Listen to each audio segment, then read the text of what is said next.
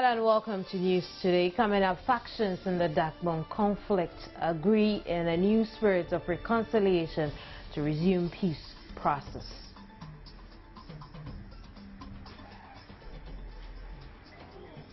Vodafone gains most subscribers in latest National Communication Authority mobile voice subscription reports.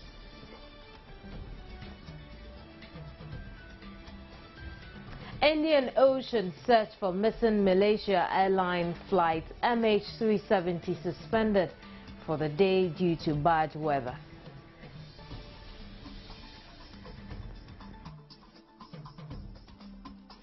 Thank you very much for joining me. I'll bring you details of these stories and plenty more in a moment. Don't go away.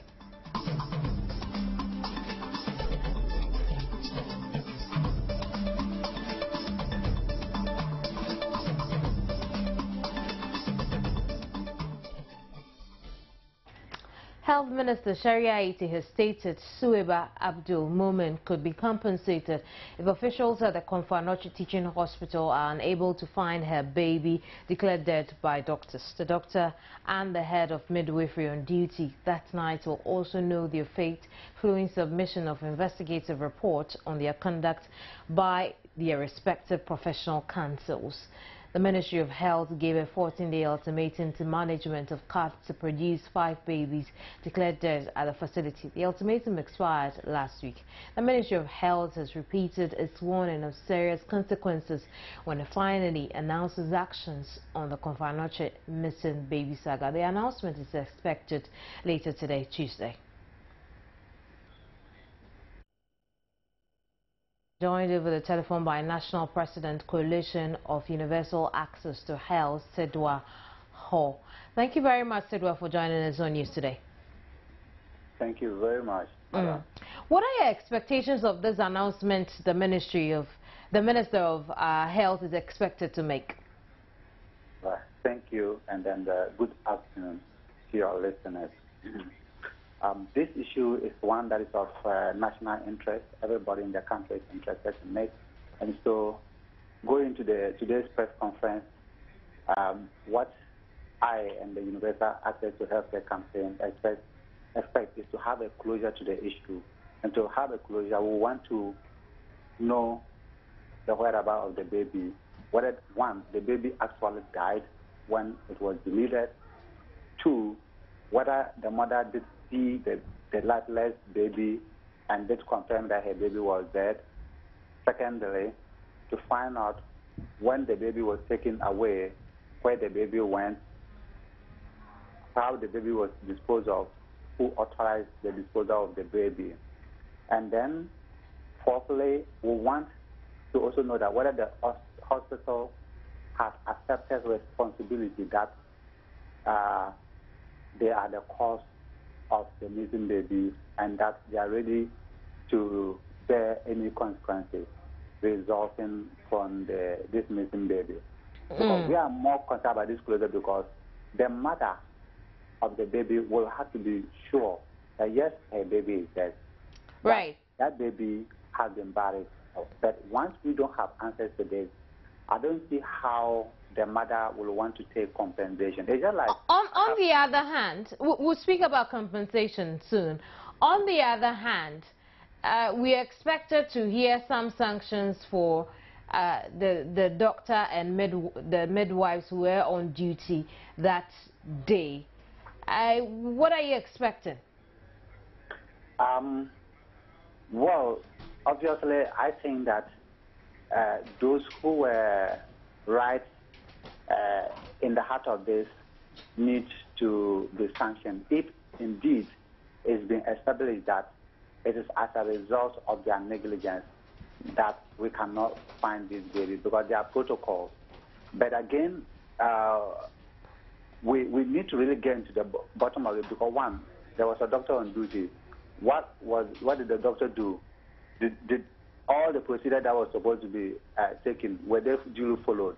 There was a midwife or there were midwives on duty. What were they supposed to do? Did they do what they were supposed to do? And then to the person who picked the baby. Because I believe that the person who picked the baby somewhere could not just go and pick the baby if he or she was not given the go-ahead to take the baby to the morgue or whatever. So we need to have that laid-down procedure. They have to read it clearly that this is what happened. And at this point, that this person, so-and-so, was on duty. This person communicated to this person that the baby was dead. Then this person gave the order that this baby be picked, you know. Because if I'm the one cleaning your room and I can't just come and take everything and go and throw it into the dustbin. That is not how things are done. So we need clarity in terms of the protocols.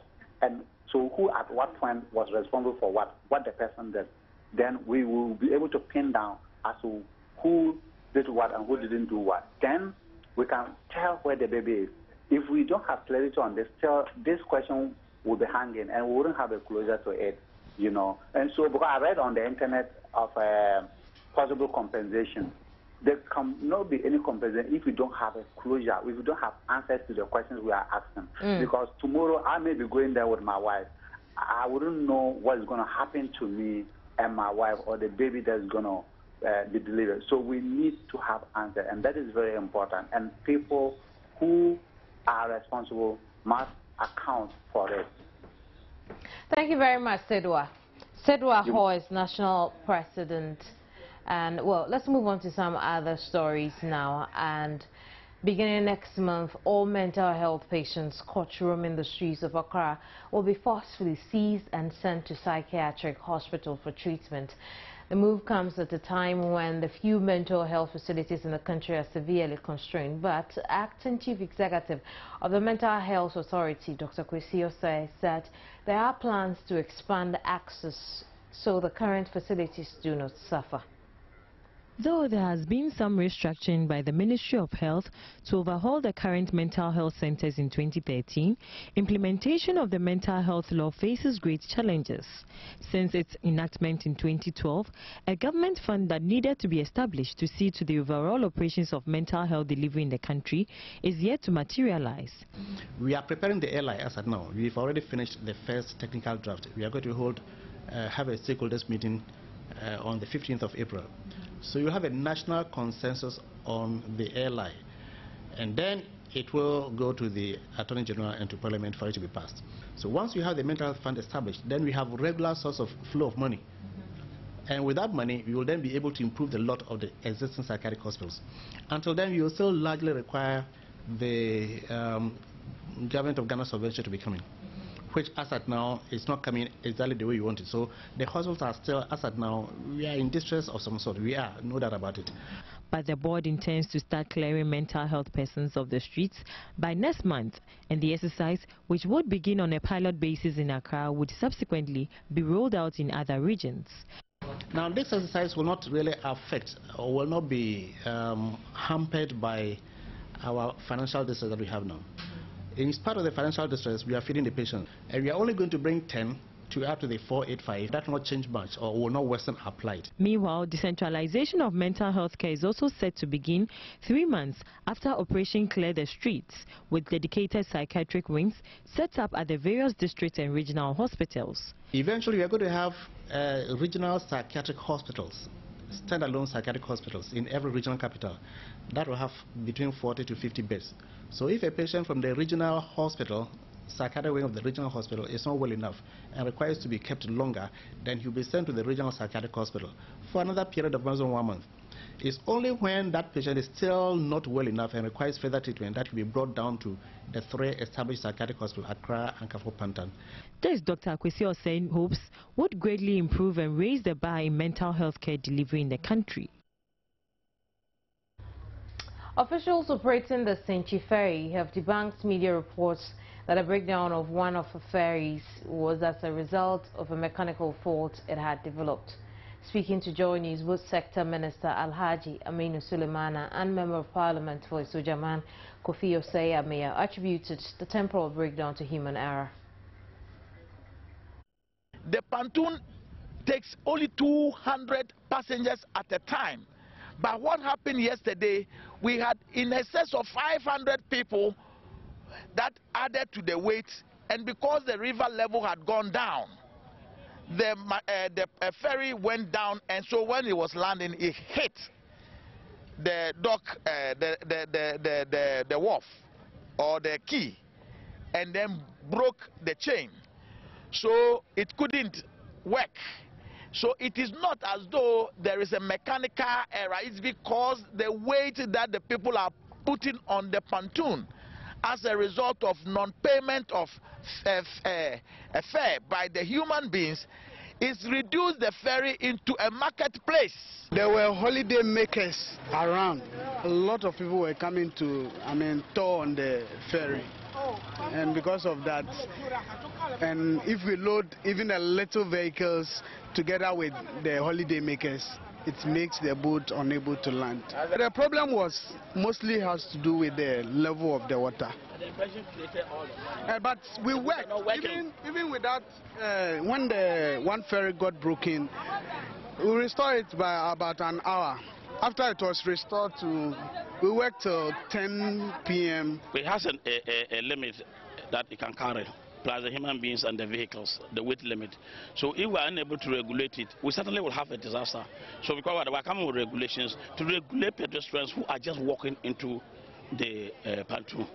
We will issue a ticket so that at any time we can account that there are this number of people. And for the passengers on the vehicles, we don't charge them. But those who just take delight in walking in and to just have fun, we'll have to account for you. In the event that there's something, we know the number of people who are involved. When the passengers come in, the vehicles, the drivers know the number of people they are carrying. So we will soon regulate that. Sole Commissioner expresses anger about the rate Ghana is losing money because of arrogance on the part of some people. He says we later blame government if there is no money for developmental projects. The Sole Commissioner said this when the Ministry of Foreign Affairs led by its Chief Director Leslie Kojo Christian appeared before the Commission to answer questions on some judgment debt of over 54,000 paid to an ex-worker of the Foreign Affairs. Public money, at times we don't bother how public money is utilized. We don't care when public money is going to waste. We don't care because it's not from our pockets.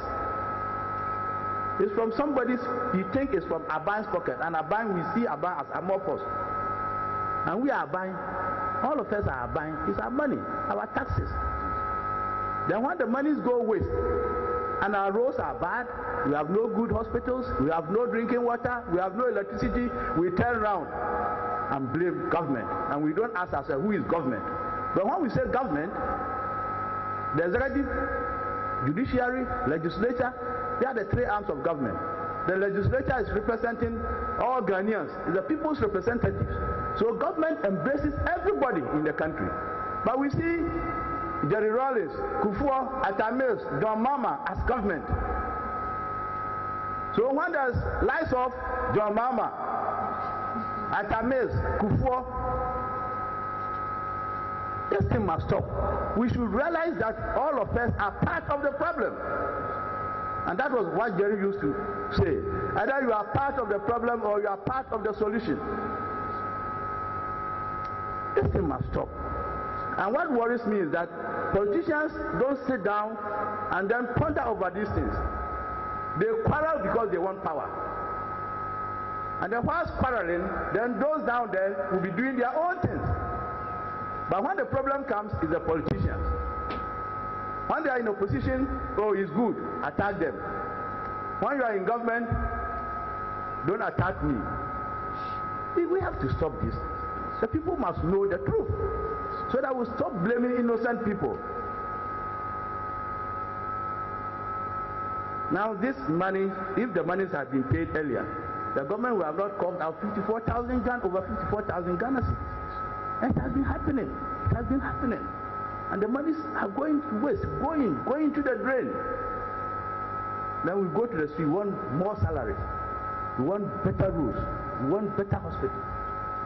How can we accomplish these things if we don't guard against these leakages in our public system? It is sad.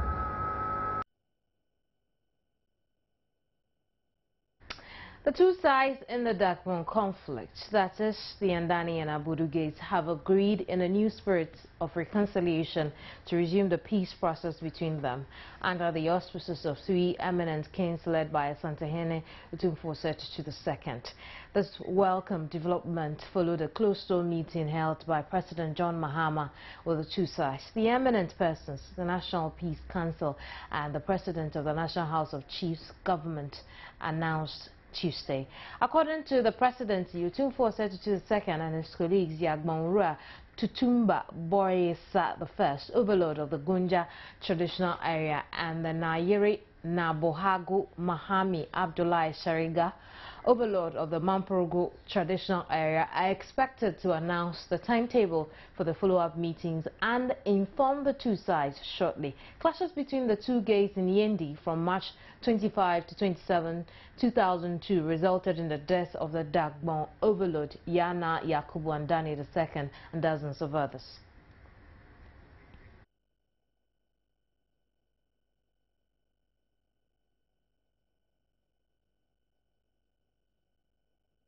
We'll get some more detail on this story when I return. Don't go away.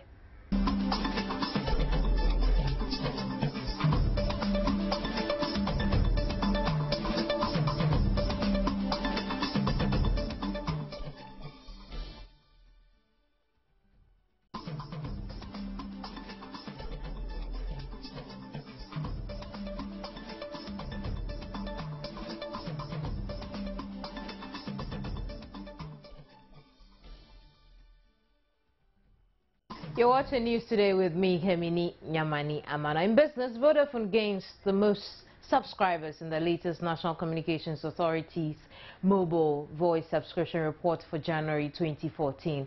Vodafone, which is the second largest mobile operator in Ghana, gained 196,063 subscribers to a total of 6,244,855 in January 2014. Its market share is now 21.97%. Airtel was the second largest gainer, gaining 113,148 new mobile voice subscribers, giving it a total of 3,508,411 as at the end of January 2014, increasing its market share to 12.35%. The third on the list is MTN with 39,082 new subscribers, giving it a total of 12,968,610 subscribers, representing 45.63% of the mobile voice market share. Expresso, on the other hand, has the subscription increased by over 35 to a total of 168,998, representing 0.59% of the market share. Mobile voice subscription Glo, however, reduced to 1,470,202 subscribers, with resulting loss of market share about 5.17%.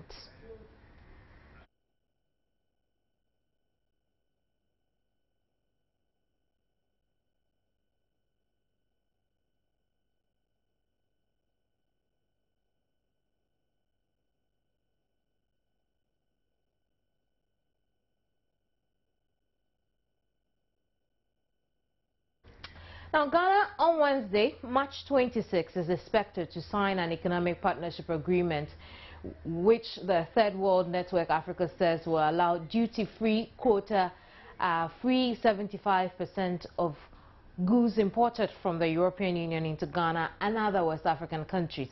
The group, which has always been opposed to the agreement because of the implications for local businesses, has petitioned the president in a last-minute bid to stop the signing. Here's a report by Atani. The Third World Network, which was at the head of a group that met President Mahama to petition him against signing the EPA agreement, briefed newsmen on the meeting. The group, with representatives from the Trades Union Congress, Chamber of Commerce, Socialist Forum of Ghana, and Economic Justice Network of Ghana, says the agreement, though opens the doors for Ghana to export to the EU, will kill local industry. You can't get to a middle income level and then you backtrack and take policies that will take you to the LDC level. That is why the EPAs, again, is not acceptable. The other point we all need to appreciate is this. This is not a free trade agreement. On the free trade agreement, the other parties are allowed to, exploit their abilities, capacities to compete. This one is not so. You are being locked into a treaty that does not allow you to ever grow. That is not free trade. In fact, this is the worst form of a mercantilist trade agreement. The group is especially worried exposing local goods to the competition from their already established European brands will kill the local industry. The last meeting, 3 countries said, we want to go and consult. Otherwise, this thing would have been closed in February. They said, we want to go and consult. Togo, weak. You think Togo, Mali, and Nigeria. They said, we want to go and consult. And people are to agree, because committing your country is a serious choice. This thing, it's about pressure and people caving in, okay? The Europeans are desperate to lock in a competitive advantage in the face of losing space in their colonies. It's important to understand where this thing is coming from. We did not initiate the negotiations from the EPAs. We are not demanders. We've been reacting to demands on us from the Europeans from day one. The group adds not signing the agreement will save the domestic sector, jobs, future policy space, etc., which are practically priceless. On Wednesday, March 26, Ghana is expected to join other ECOWAS Council ministers in Yamoussoukro, Côte d'Ivoire, to sign this ECOWAS EP agreement. Even though the Third World Network has appealed to government not to go along, the decision will ultimately be government's. Atani, Joy News. Right, let's move on to some other business stories. And Ghana would now be able to turn to the International Monetary Fund for technical assistance in managing the economy apart from the financial support. This follows the formal opening of IMF's office in Accra to support Ghana and other Anglophone countries in West Africa. The office is expected to offer some help to Ghana, especially in the areas of revenue mobilization and poverty reduction. Director of the African Department at the IMF, Antoinette Sai, says the fund is committed to assisting countries like Ghana that have made some great strides in the region.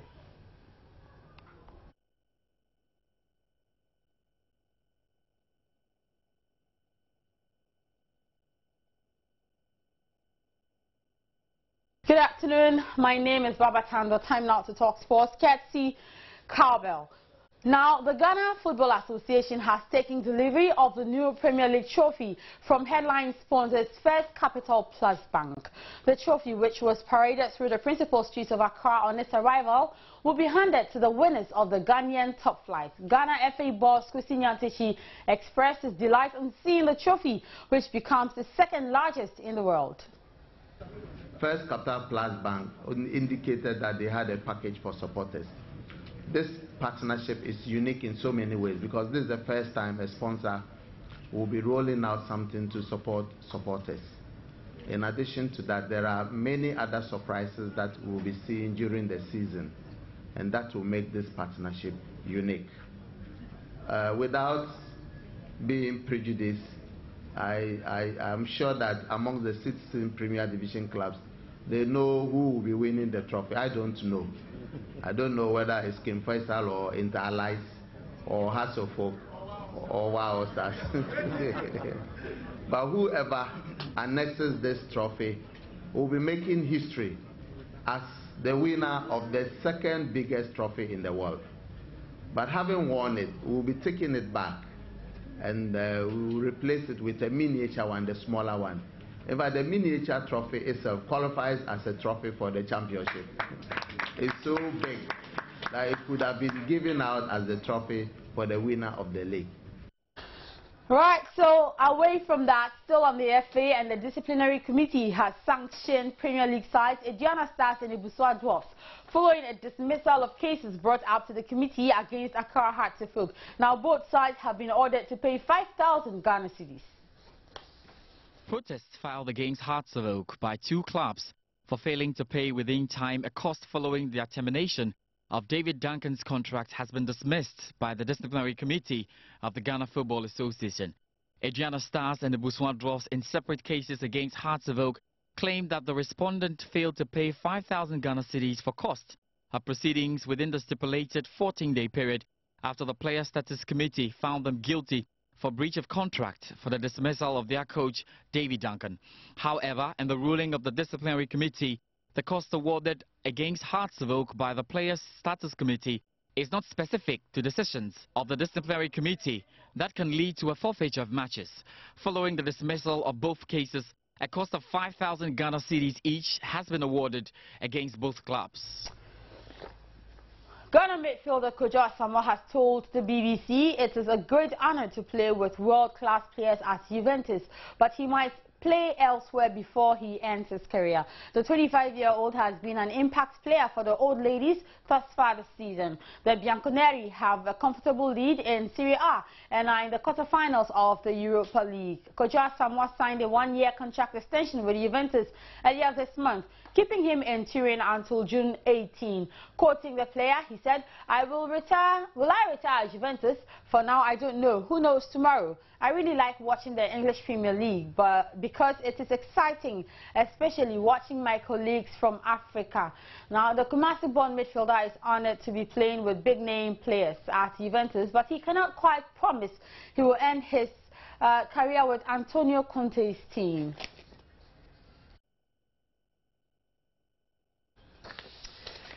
To boxing now, and IBF welterweight champion Frederick Lawson extended his career wins to 22 wins after he handed Mohamed Kayongo a technical knockout in the USA over the weekend.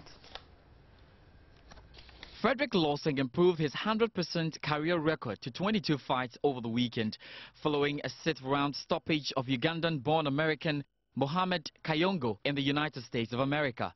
Lawson lived up to his pre-fight pledge to stop Kayongo, and the Ghanaian dominator threw out in what was his maiden fight in the United States since departing the shores of Accra earlier this year. So dominant was Lawson that the 33-year-old Kayongo gave up after round 5. The boxer, nicknamed Africa Assassin, failed to answer the bell for round 6, giving referee Mark Nelson no other choice than to give the Ghanaian a round 6 technical knockout victory. Frederick, per the result, maintains the push to get into the World Championship reckoning under the tutelage of coach Joseph Awinyoya at their Chicago base. He confirmed his camp is lining up another fight in Chicago to be made public next month. To golf now, and world #1 Tiger Woods says it is too soon to say if he will recover from back pain in time for the Masters, which begins on 10th April in Augusta. The 38-year-old American missed his usual warm-up, the Arnold Palmer Invitation, because of back spasms. Woods aggravated his back in March's WGC Cadillac Championship and then withdrew from the Honda Classic. Woods has suffered a string of injuries since 2008, missing 2 Opens, a US Open and a PGA Championship, but has been present for every Masters since making his debut as an amateur in 1995.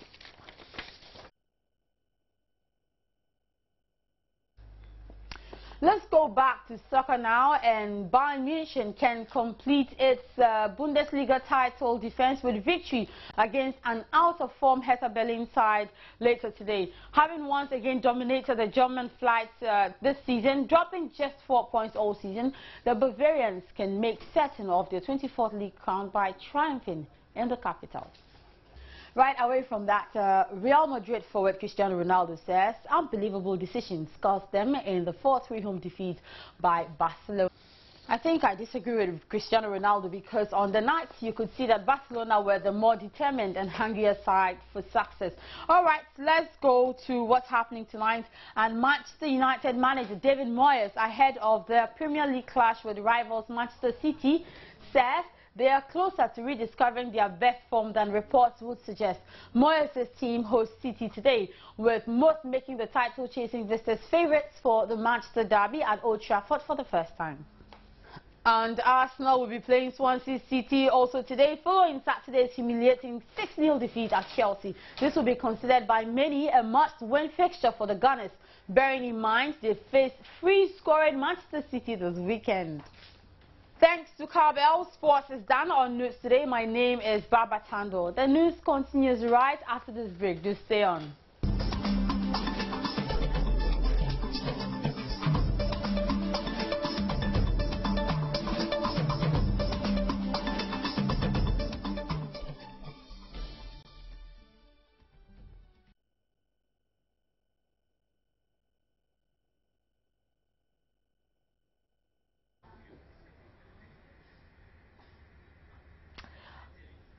Let's check out some showbiz news. And the week-long Frankophone festival has ended in Accra with concerts featuring some of the best Francophone talents from neighboring countries.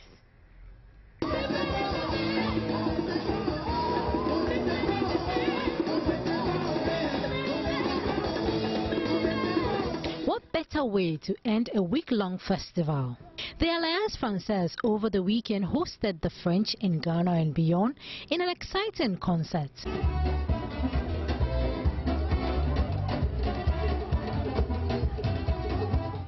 Renowned artists were drawn from Congo, Benin and Togo. The artists ensured their fans had great time as they performed some of their hit songs.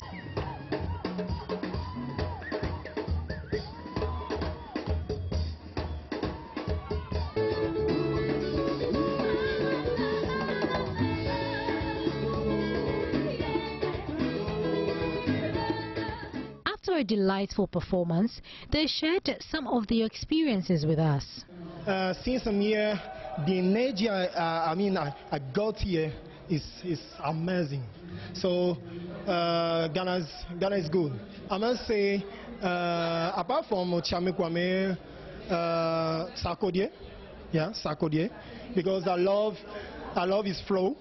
The way it's flow, you see, is that Ningas are located on Manyata Ganzotona. You see that flow, I like it. Your Sarkodie and Samini. It's amazing because I see back the laugh, the smile of Ghanaian girls and Ghanaian boys, and everybody has been so kind, so happy to see me and my band, the musicians, and it's so marvelous for me. Some patrons also shared their excitement with us. I came from Benin to support Sesime. I like her so much because she do a great works. Great, and she have a lot of energy when she's dancing, turning her head and come back to sing again and go and dance. It's very great. Both the performers and patrons are anxious about the next Francophone Music Festival. Time now for the Ghanaian girl to leave, and check out our headlines again. Factions in the Dagbon conflict agree in a new spirit of reconciliation, resuming the peace process.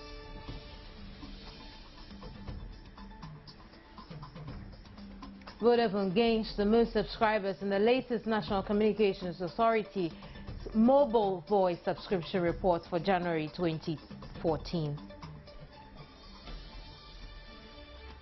Indian Ocean search for missing Malaysian airline flight MH370 suspended for the day due to bad weather.